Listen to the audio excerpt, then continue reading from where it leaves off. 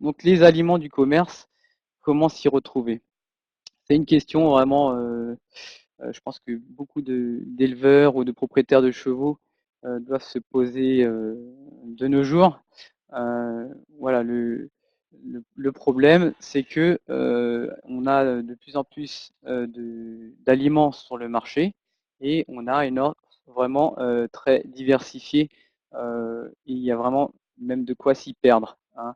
À savoir que déjà, on recense 22 grandes marques sur le marché français. En plus de ça, il y a des fabricants indépendants, des coopératives qui fabriquent leurs propres produits, hein. Euh, à l'intérieur de chacune de ces marques, on a à chaque fois à peu près une vingtaine d'aliments différents par marque, ce qui augmente encore le choix, hein. Euh, et par rapport à tous ces aliments-là, bah, il y a aussi la notion de prix, forcément, qui peut être très variable d'une marque à l'autre et d'un type d'aliment à un autre aliment. Donc, dans cette webconférence, l'objectif, c'est de vous apporter des éléments de réflexion pour que après vous puissiez mieux choisir votre aliment, euh, un aliment peut-être plus adapté à votre cheval. Donc, quels sont les critères à prendre en compte dans le choix de l'aliment pour votre cheval? Bah, tout d'abord la race, hein. On ne va pas nourrir de la même façon un arabe, un percheron ou un poney. Le poids. Alors le poids qui est fortement lié aussi à la note d'état. Donc le poids, vous pourrez soit l'apprécier, l'évaluer par le biais d'une bascule, mais tout le monde ne dispose pas forcément d'une bascule. Donc après, l'IFCE met à disposition des outils de simulation, entre autres donc pour le poids, hein, juste à l'aide du périmètre thoracique et de la hauteur au garrot, on arrive à avoir un poids approximatif, mais quand même c'est quand même relativement précis. Ça vous donne déjà une bonne notion du poids de votre cheval. Et sur cette même appli, sur ces outils de simulation que vous pouvez trouver, vous avez aussi un outil de simulation pour établir la note d'état de votre cheval, qui sera aussi un critère à prendre en compte. Est-ce que la note d'état de mon cheval est haute ou basse et comment adapter après le rationnement et le rationnement derrière pour ajuster cette note d'état. Bah, évidemment l'âge, hein, chaque âge correspond à un aliment adapté, que ça aille du poulain au cheval retraité. Le stade physiologique, une jument en début de gestation n'aura pas les mêmes besoins qu'une jument en lactation. L'intensité de travail aussi. Un cheval qui est en sport intense, c'est-à-dire course, discipline olympique à un niveau professionnel, hein, ou loisir amateur, ou travail occasionnel, ou même un cheval qui est au pré toute la semaine et qui fait sa petite balade le week-end. Voilà, à chaque fois, forcément, l'intensité de travail ne sera pas la même, donc l'aliment qu'on aura en face devra être adapté.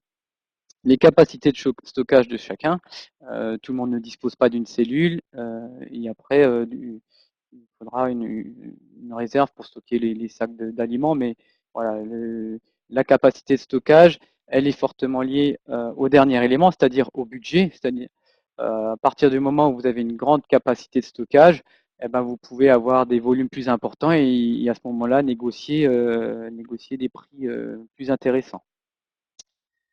Alors, concernant notre aliment, déjà, comment savoir ce que l'aliment nous apporte? Bah, le premier élément, c'est l'étiquetage. Donc l'étiquetage, c'est une notion obligatoire, hein, qui est soumise à une réglementation très stricte.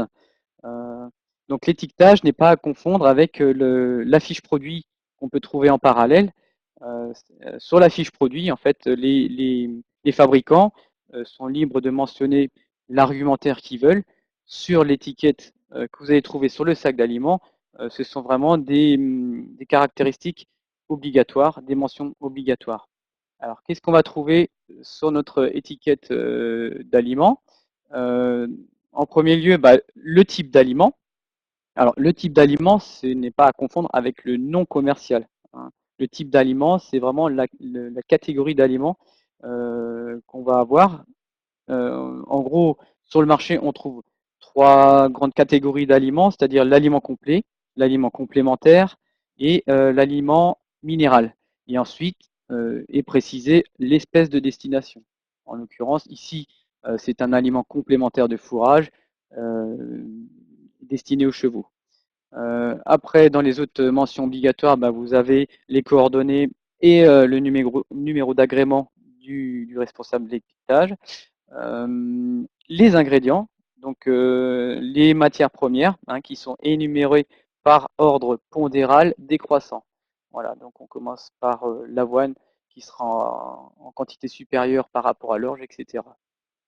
Donc ça nous permet déjà de savoir la composition de notre aliment et de savoir quelles sont les matières premières qui y sont intégrées pour avoir une première analyse de notre aliment et savoir vraiment ce qu'il apporte. Ensuite, eh ben, les constituants analytiques. Donc, sur les constituants analytiques, nous avons différentes choses. Hein.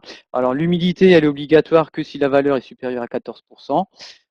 Après, on a les protéines brutes, hein, la matière grasse brute, la cellulose brute et les cendres brutes. Donc, je reviendrai dessus plus tard pour détailler ces différents aspects-là.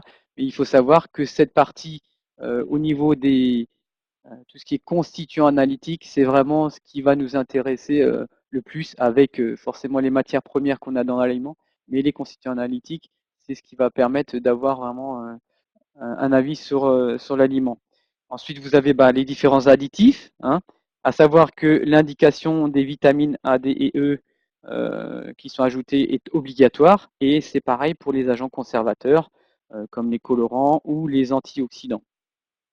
À la suite, vous avez bah, forcément un mode d'emploi. Alors, bien souvent, les modes d'emploi sont quand même assez peu précis. Là, on voit, hein, par exemple, sur l'exemple que je vous ai mis là, distribuer 1,5 à 4 kg par jour, c'est vraiment très variable. Euh, donc, pour avoir une quantité vraiment adaptée à votre cheval, il est assez indispensable de passer par le biais carrément d'un calcul de ration. Hein. Euh, Ceci dit, après, pas mal de fabricants maintenant commencent à adapter et donner différents cas de figure pour avoir un ordre d'idée plus adapté au niveau de la quantité d'aliments apportés en fonction du cheval et de l'intensité de travail ou de son stade physiologique.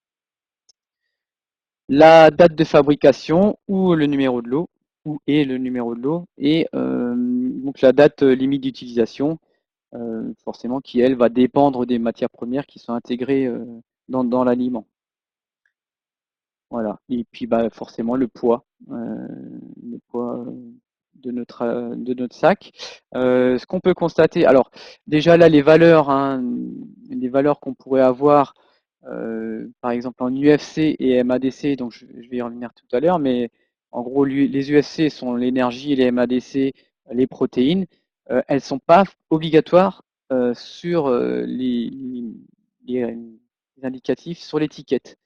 Alors, de, la plupart des fabricants la mentionnent, euh, soit sur l'étiquette, soit sur la fiche produit qu'on peut trouver après sur Internet. Donc, les valeurs qui sont données, dans le cas d'un calcul de ration, il faut bien penser que les valeurs qui sont données sont souvent pour 1 kg brut d'aliments. Voilà. Donc, voilà pour notre étiquetage. Donc, un granulé, c'est composé de quoi? On va y retrouver des fibres, des céréales, du tourteau de soja, des graines de légumineuses, oléagineux, farine basse, sous-produits de céréales et les minéraux, les vitamines, les oligoéléments et les autres additifs. Alors, on peut trouver différentes présentations de granulés dans le commerce. Hein. Donc les granulés classiques, ils font entre 5 et 6 mm. Les bouchons. Alors souvent les bouchons sont des granulés de taille supérieure. Euh, ce sont souvent des bouchons de gamme élevage, type aliment, type élevage. on a quand même un plus fort taux de cellulose et surtout de protéines apportées par la luzerne, entre autres. Donc l'autre avantage de ce diamètre-là, c'est que le fait que le diamètre soit supérieur, ça augmente aussi la mastication et forcément après derrière la salivation. On a en troisième type d'aliments qu'on peut trouver les floconnés ou floconnés fibrés. Alors bien souvent, ce type d'aliments-là ils sont plus chers. Hein. On voit bien qu'une partie des matières premières reste identifiable. Ceci dit, ça n'empêche que dans les granulés classiques, on retrouve peut-être les mêmes matières premières, sauf que c'est pas le même visuel. Donc le processus de fabrication sur ce type d'aliment coûte plus cher, et ce qui se traduit aussi sur le coût d'achat, et ce qui explique le prix plus élevé des floconnés. Alors, il faut savoir que les floconnés ont quand même un grand intérêt, c'est qu'ils améliorent la digestibilité, hein.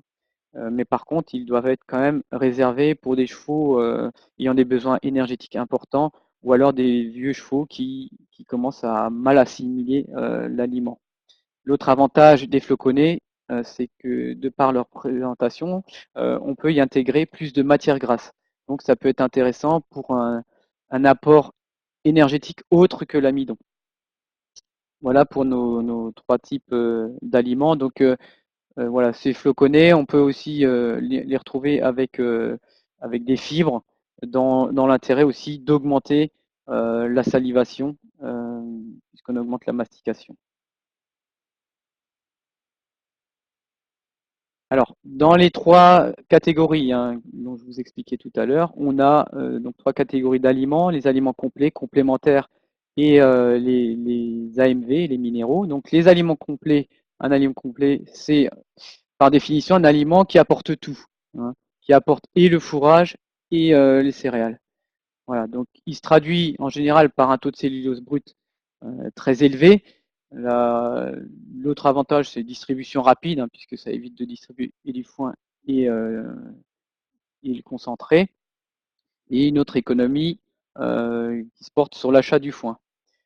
Mais, et je dis un grand mais avec et en rouge, et de toute manière, je pense que de cette catégorie-là d'aliments, on en trouve de moins en moins sur le marché. C'est bien lié au fait aussi que, à la base, il ne faut pas oublier qu'un cheval, c'est un herbivore, et il n'est pas conçu pour manger de grandes quantités de céréales, hein. Et en plus de ça, sa durée d'ingestion doit être quand même de 4 à 5 heures minimum par jour. Donc on imagine bien qu'avec avec 10 litres, 10 litres même de granulés complets, on ne va pas couvrir cette durée d'ingestion. Euh, donc l'aliment complet ne doit pas être considéré comme une ration complète, hein. Il est indispensable d'apporter en parallèle du fourrage, en raison de 1,5 à 2 kg de foin pour 100 kg de poids vif. Donc ça, c'est un ordre de grandeur, c'est une moyenne qui est applicable en général à chaque cheval. Un aliment complémentaire, alors qu'est-ce que ça va être?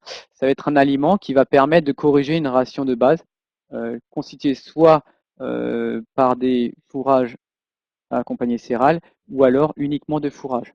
Là, on est dans le cas de fourrage et céréales. Donc, l'aliment complémentaire, lui, il va apporter ce que n'apporte pas le fourrage et les céréales, c'est-à-dire des protéines de manière quand même assez importante, des lipides, du calcium, des oligoéléments et des vitamines.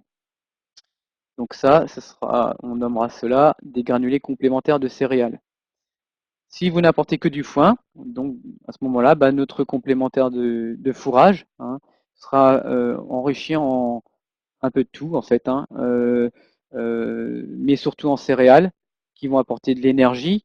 Des protéines, on en retrouve quand même relativement pas mal dans le fourrage, donc elles seront apportées de manière modérée dans le granulé complémentaire, et puis des lipides, oligoéléments et vitamines. Et enfin, nous avons donc les aliments, l'aliment minéral vitaminé, les AMV, qui auparavant étaient dénommés CMV, compléments minéraux vitaminés. On les appelle aliments minéral vitaminé à partir du moment où la teneur en cendres brutes est supérieure à 40%. Donc ils vont apporter des minéraux majeurs, le calcium, le phosphore, magnésium, sodium, des oligo-éléments, fer, cuivre, zinc, sélénium et des vitamines. Euh, donc les vitamines A, D et E, hein, sont des vitamines que le cheval ne peut pas synthétiser. Le sel, ça va être pareil, c'est un apport assez important, notamment pour les chevaux de sport, puisqu'ils ont une forte exportation et en minéraux et en sel par la sudation, hein. Et donc là, il est indispensable de leur mettre à disposition une pierre à sel. Alors attention pour les minéraux, hein, l'excès en fait la toxicité. C'est-à-dire qu'il ne faut pas non plus supplémenter euh, les yeux fermés en vitamines. Euh, c'est totalement inutile et ça peut être donc en excès toxique. Donc on a, si on part sur une base aliment, minéral, élevage, donc c'est surtout pour complémenter une base herbe ou foin. À ce moment-là, comme le foin est quand même riche en calcium, eh ben l'aliment minéral élevage, lui, va être riche en phosphore pour faire l'équilibre avec le calcium et pour avoir un rapport phosphocalcique équilibré. Dans l'autre cas, si on se trouve donc sur un aliment plus destiné à des chevaux à l'entraînement, donc ceux-là auront besoin de céréales pour un apport énergétique et les céréales vont apporter une grande quantité de phosphore, donc forcément l'aliment minéral, lui, va apporter du calcium, toujours le même but d'équilibrer le rapport phosphocalcique. Donc attention, les aliments complets et complémentaires sont déjà complémentés en minéraux et vitamines. Donc à partir de ce moment-là, normalement, vous n'avez pas en plus à apporter un AMV, hein. Donc la valeur énergétique de mon granulé, elle va se traduire en UFC, unité fourragère cheval. Alors, pour comparer deux cas de granulés, deux types de granulés, donc on est sur un granulé basique, souvent nommé granulé club, ou voilà, un granulé d'entrée de gamme, et puis un granulé sport, plutôt adapté pour des chevaux de compétition avec des efforts assez intenses. Voilà, donc pour vous donner un ordre de grandeur, on a établi une échelle avec donc nos fameuses UFC qu'on peut retrouver soit sur l'étiquette du granulé ou sur la fiche technique. On voit que pour un granulé club, on va partir sur un 0,7 UFC au kilo et sur un granulé sport, on peut atteindre les 0,95, même au-delà, hein, pour un granulé sport. Alors, si vous n'avez pas cette mention sur votre étiquette, vous pouvez toujours vous fier aux deux autres éléments dont l'indication est obligatoire, c'est-à-dire la cellulose brute et le taux de matière grasse, à savoir que plus le taux de cellulose brute sera faible, et plus on sera sur un aliment énergétique. Si en plus c'est accompagné d'un taux de matière grasse élevé, là on est vraiment sur un aliment très énergétique. La matière grasse, c'est de l'énergie, hein.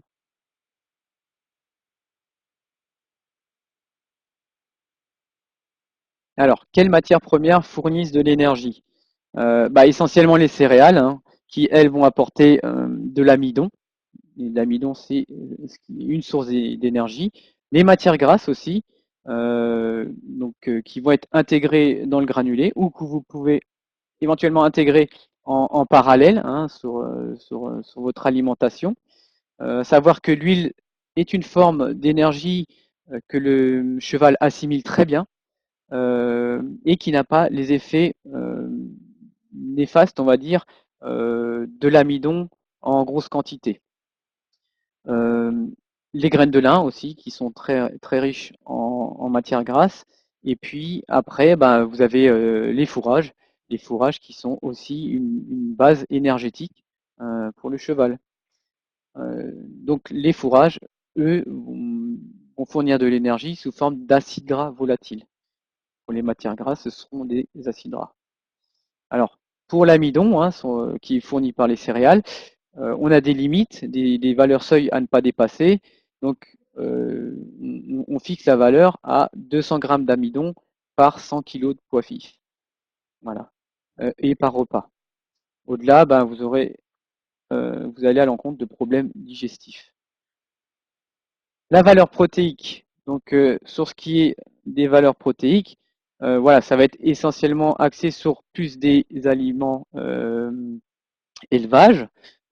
Et donc là, la valeur protéique se traduit par une notion qui est la matière azotée digestible cheval. Voilà. Donc, toujours pour vous comparer entre un granulé de base et un granulé élevage, euh, la, la, la chose sur laquelle il faudra se baser sont donc les MADC, ou alors, toujours pareil, si vous n'avez pas vos MADC, vous aurez obligatoirement les protéines brutes qui, elles, seront un bon indicateur euh, du type d'aliment, je dirais, sur lequel on se trouve. Euh, un, un aliment qui est au-delà de 14-15% de protéines brutes, on est obligatoirement, enfin classiquement sur un aliment type élevage. Donc type élevage, ça veut dire destiné à des poulinières, mais aussi éventuellement à des chevaux en croissance qui sont en pleine croissance avec des forts besoins en protéines. Alors la question qui est souvent posée, c'est mais moi j'ai un cheval de sport, voilà, il a aussi besoin de protéines, étant donné qu'il voilà, qu'il fait une activité sportive. Oui, tant qu'il est en fabrication de masse musculaire, je dirais, la protéine a une part relativement importante, mais on va être plus axé sur l'énergie pour un cheval de sport que réellement la protéine. Alors la protéine, on va être vraiment axé pour les chevaux de sport sur la qualité de la protéine, à savoir sur ce qui est acide aminé indispensable, et on va se focaliser sur ce type de protéines-là.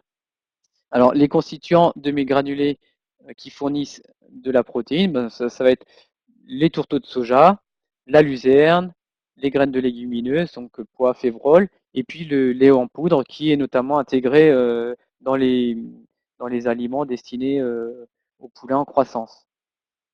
Voilà. Et donc on a cette notion d'acide aminé, donc c'est les constituants de la protéine, et les acides aminés indispensables, c'est-à-dire des acides aminés que le cheval ne peut pas constituer et dont il est tributaire donc de l'alimentation que vous allez lui apporter.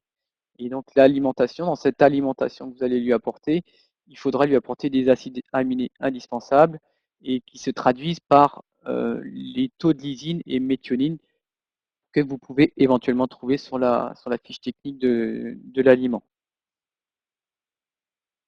Alors, attention à ne pas dépasser les apports recommandés, c'est un peu comme l'amidon, hein. Pour les protéines, c'est pareil. Pour se donner un ordre d'idée des besoins à ne pas dépasser, voilà, vous avez les tables l'INRA qui vous donneront un bon indicateur. Euh, Si vous dépassez les apports recommandés, ben, derrière, vous allez solliciter excessivement le foie et les reins. Et du coup, par rapport à la santé de votre cheval, on va avoir un impact aussi, hein. Il ne faut pas surcharger en protéines. Donc l'excès protéique derrière, bah, ça va entraîner euh, un dysmicrobisme dans le gros intestin et puis on va avoir une sudation exagérée et donc une déshydratation assez importante du cheval. Donc éviter les surcharges protéiques pour les chevaux même pour les chevaux de sport. Alors, quel aliment pour mon cheval? Pour savoir ça, bah, on l'a vu en première diapo, quelles sont les caractéristiques de mon cheval. Et qu'est-ce que je lui donne déjà à manger en fait, hein. Donc les valeurs alimentaires, quelles sont les valeurs alimentaires de mon fourrage, les quantités. Est-ce que je lui apporte aussi éventuellement déjà des céréales et savoir ben, la valeur énergétique et protéique de tout ça. Pour savoir ben, éventuellement les besoins UFC et MADC sont couverts exclusivement par le foin et à ce moment-là, seul un AMV sera suffisant pour compenser les déficits de mon fourrage. Euh, Autre cas, ben, les besoins ne sont pas couverts et là, à ce moment-là, un apport d'aliments complémentaires sera nécessaire. Donc c'est une notion d'équilibre, hein. L'intérêt, c'est quand même de connaître les valeurs nutritionnelles de mon fourrage et ça, il n'y a pas d'autre moyen que d'avoir une analyse de mon fourrage pour connaître ces valeurs-là et pour vraiment équilibrer au plus juste par le biais de concentrés ou de minéraux. Alors, mon cheval, le, mon cheval correspond à quel type d'aliment, ou plutôt quel type d'aliment correspond à mon cheval. Je suis dans le cas d'un aliment club. Alors c'est, on l'a vu précédemment, un aliment club, les valeurs nutritionnelles sont moyennes et bien souvent le taux de cellulose est de moyen à élevé, supérieur à 15%. Donc ça c'est un indicateur. En fait, plus vous avez de cellulose intégrée dans votre aliment et plus vous avez de fourrage entre guillemets dans votre fourrage entre guillemets dans votre granulé. L'aliment élevage, donc lui, ce qui le caractérise, c'est qu'il a une valeur protéique élevée, au-delà de 15%, avec un taux de lysine important et un rapport CA-EP important, ainsi qu'un rapport cuivre sur zinc important. L'aliment de compétition orienté CSO et course, donc par l'effort que ces chevaux doivent fournir, donc c'est un effort assez intense mais court. Donc eux, il leur faudra quand même un apport énergétique élevé avec de l'énergie qu'ils pourront utiliser assez rapidement. Donc cette énergie-là, elle sera fournie vraiment par l'amidon qui est dans nos céréales. Et ce qui le caractérise aussi, donc c'est un taux de cellulose faible, inférieur à 10%, riche en amidon, sélénium et vitamine E. Donc l'objectif du sélénium et vitamine E, ce sont des antioxydants, hein, donc qui serviront aussi à la protection du muscle. Et à savoir que le sélénium permet aussi la prévention pour des animaux qui sont sujets à coups de sang. L'aliment compétition plutôt orienté endurance. Donc là, on est sur un effort endurant, un effort long. Donc à ce moment-là, au contraire, là par rapport à l'aliment compétition CSO, on va être plutôt orienté sur un aliment avec une valeur énergétique moyenne à élevée, mais qui sera fourni l'énergie par des matières grasses, hein, et non des amidons, de l'amidon qui pourrait après engendrer une production d'acide lactique et diminuer les performances de mon cheval. Voilà, donc pareil, on y associe du sélénium et des vitamines E pour le côté antioxydant. Et après, ben, aliment senior, puisqu'on se trouve de plus en plus confronté à ce type de chevaux et à nourrir, puisque à un moment donné, leur capacité d'assimilation diminue et leur appétence aussi. Donc à ce moment-là, ben, il faudra adapter en fonction de l'alimentation en face, à savoir une valeur énergétique moyenne, plutôt riche en matières grasses pour éviter l'effet négatif de l'amidon en grosse quantité. Ce qui est important aussi, c'est un apport de fibres, un apport d'acides gras essentiels, du sélénium, la vitamine E. On peut s'orienter éventuellement sur du floconnais, étant donné que c'est un aliment qui est plus digeste, et ce qui favorisera la digestion chez mon cheval senior. Donc mesurer ce que je distribue. En général, quand on lit l'étiquette de l'aliment ou quand on calcule une ration, on a donc notre recommandation en kilos. Donc il faut transposer les kilos en litres pour savoir les quantités en volume. Donc attention aux gamelles qu'on peut trouver dans le commerce ou qui sont fournies par votre fournisseur d'aliments. Elles ne font pas tout le temps 2 litres. En général, c'est 2 litres, mais elles ne font pas tout le temps 2 litres. Donc, je vous invite à vérifier les quantités, les volumes de vos gamelles. Euh, et voilà. Et donc, après, ça impose de connaître le poids de chaque aliment. Et pour connaître le poids de votre aliment, il faut bah, le peser. Et à partir de ce moment-là, vous aurez l'équivalent euh, kilo et volume. En moyenne, un granulé classique on est pour 1 litre à 650 grammes et pour un granulé floconné, bah, c'est plus léger, donc on est à 550 grammes par litre. Alors, comparer le coût de deux granulés. Donc classiquement, nous, ce qu'on va faire quand on va avoir deux granulés, c'est les comparer du prix au kilo. Donc là, on a deux aliments, donc le Happy Grain et le Magic Flock. Le Magic Flock est plus cher, on est à 69 centimes au kilo. Le Happy Grain, on est à 54 centimes au kilo. Par contre, le Magic Flock est plus riche en énergie, puisqu'on est à 1,1 UFC au kilo, alors que l'autre est à 0,75 UFC. Donc, c'est-à-dire qu'il faudra apporter 1,4 fois plus du premier aliment que du deuxième par rapport aux apports énergétiques. Alors, si on veut faire une comparaison au niveau du coût, il est plus judicieux en fait de faire un coût à l'UFC, donc pour un aliment énergétique, qu'un coût au kilo. Alors pour ce faire, c'est très simple. Le prix au kilo, on l'a. Hein. Le prix, alors le nombre d'UFC au kilo, on les a aussi. Pour avoir le coût à l'UFC, il suffira de diviser le prix au kilo par les UFC au kilo, qui nous fait donc 0,72 euros à l'UF pour le premier aliment et 0,62 euros à l'UF pour le deuxième aliment. Donc ce qu'on peut en déduire, c'est que en effet, mon Magic Flock est plus cher au kilo, mais par contre, si on raisonne à l'UFC, on sera moins cher, et quand même de 10 centimes. Alors vous allez me dire, oui, 10 centimes, c'est rien. Mais à raison de 8 UF par jour, ça fait quand même 80 centimes par jour. Et si on le rapporte à l'année, on est quasiment à 300 euros à l'année. Donc 300 euros à l'année, c'est pas négligeable déjà. Et c'est encore moins négligeable si, par exemple, vous êtes responsable d'une structure équestre ou d'une pension de chevaux avec un effectif plus important. Si on prend un ordre d'idée un effectif de 50 chevaux, ben, il suffit de multiplier 300 enfin, 292 euros de gain par 50 chevaux, on est à 14 600 euros quand même. Donc c'est un gain qui n'est pas négligeable de raisonner de cette manière-là. Alors, de la même manière, on pourra raisonner pour un aliment destiné plutôt à des chevaux d'élevage au coût au gramme de MADC. C'est le même procédé euh, par rapport au coût au gramme de MADC.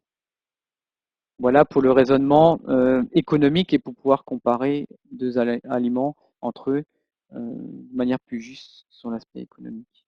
Donc ce qu'il faut retenir, c'est que il faut bien s'assurer que l'aliment qu'on a choisi est bien complémentaire déjà de ce qu'il mange à l'heure actuelle, que l'aliment doit être adapté aux caractéristiques du cheval. Un ordre d'idée, donc un rappel par rapport aux valeurs moyennes qu'on peut retrouver sur un aliment loisir, donc avec un taux de cellulose brute important quand même, qui est bien souvent au-delà des 15%, un taux protéique de 11% et au niveau des UF, on est à peu près à 0,75 UF au kilo. Un aliment élevage en protéines brutes, euh, on sera au-delà de 15% puisque ce sont des aliments à fort besoin protéique. Une jument en lactation, il lui faut des protéines pour produire du lait. Un cheval en croissance, il lui faut de la protéine pour produire du muscle. Voilà, donc c'est un aliment qui est vraiment protéique, l'aliment d'élevage. Et avec un rapport CA sur P bien souvent aux alentours de 2. Un aliment sport, lui, se caractérise plutôt par une valeur énergétique élevée et un taux de cellulose brute inférieur à 10%. Donc ça, avec ces éléments-là, vous pouvez déjà vous situer, et sachant que ce sont des éléments qu'on retrouve sur l'étiquette, sur nos sacs. Donc les quantités indiquées sur l'étiquette doivent être respectées. Et ce que je disais aussi en début de webconf, c'était un aliment pour l'ajuster au mieux à votre cheval, c'est quand même de faire un calcul de ration. Alors par rapport à ça, par rapport au calcul de ration, juste en aparté, vous aurez bientôt, en plus dans les outils de simulation, par rapport à, en ajout au poids vif, à l'estimation du poids vif et de la note d'état, on aura une petite application qui permettra de faire du calcul de ration de manière assez simplifiée, qui sera disponible prochainement sur le site IFCE. Enfin, donc il faudra fractionner les repas, hein, surtout si le granulé est riche en amidon et la ration journalière volumineuse, minimum 3 repas par jour. Et si les rations sont encore plus volumineuses, on peut aller jusqu'à 5 repas par jour. Enfin, par rapport à l'aspect économique, bien comparer les prix d'aliments, non pas au kilo, mais d'un coup à l'UFC au kilo. Voilà pour la webconférence. Les prochaines webconférences auront pour thématique le plan de formation fédéral du cavalier le 17 octobre. Le 19 octobre, le cheval d'attelage, détection du potentiel sportif. Et le contrat de pension, contenu et responsabilité, le 24 octobre. Donc là,